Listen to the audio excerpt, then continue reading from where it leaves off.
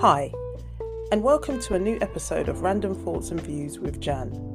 In this episode, I'm going to give a quick update on the dramatic fall from grace of TV personality Phillip Schofield. In a previous episode titled Phillip Schofield Up in Smoke, I briefly looked at the steady implosion of his reputation and career. Check out that episode if you missed it. Since my last episode, a distraught-looking Phillip has given his first face-to-face interview with BBC News.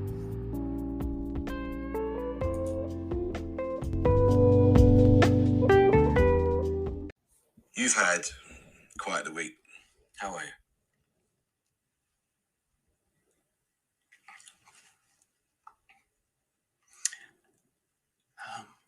I think I understand how Caroline Flack felt.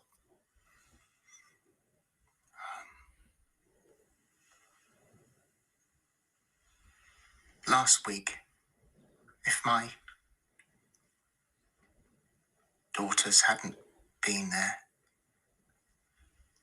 then I wouldn't be here.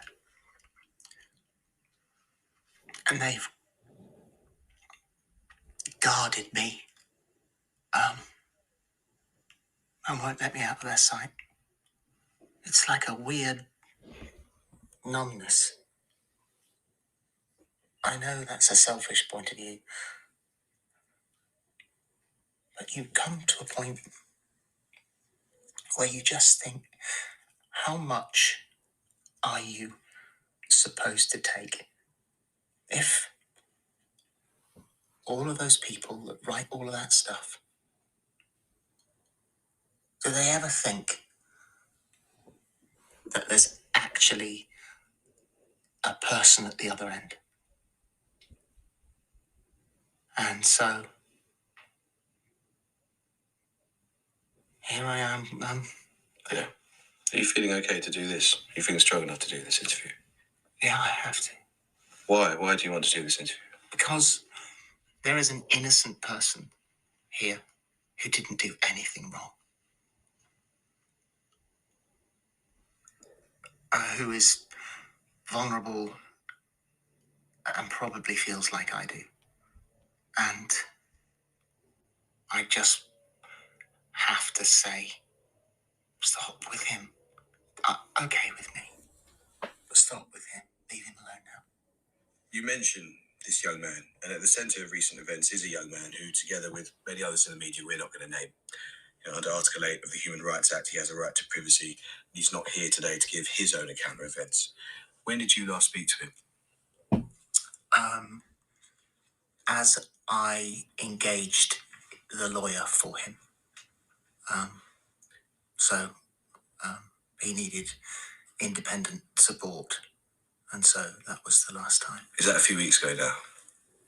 Yeah, a couple of weeks. Okay. How concerned are you about his welfare right now? Massively. Massively concerned. When did you first meet this young man in question? What were the circumstances? I was invited by a friend of mine to go to open a drama school. And that's where the picture was taken. Whether it was immediately or sometime after, he said, will you follow him on Twitter because he's a fan? So I said, yeah, sure, no problem. Which I did. And he was 15 at the time? Yeah. And this is over a But decade. I follow 11,300 people, and in all the time I've been on Twitter, there has never been any whiff of impropriety. And how often were you in touch with him? Hardly at all. He then said that he was interested in television. Okay, good luck. Anything I can do to help? Probably. That's what I normally say. And that was it for a while.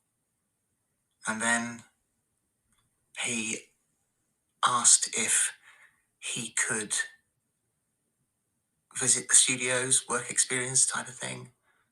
I said, well, you come down and have a look for sure, which he did. How old was he when he first said to you, I'm interested in television? Was he 18 by that point? 19 now, I think. He was 19 by then. When you look back now, if you were to look back at those messages now, is there any sense in which you were flirting with him? No.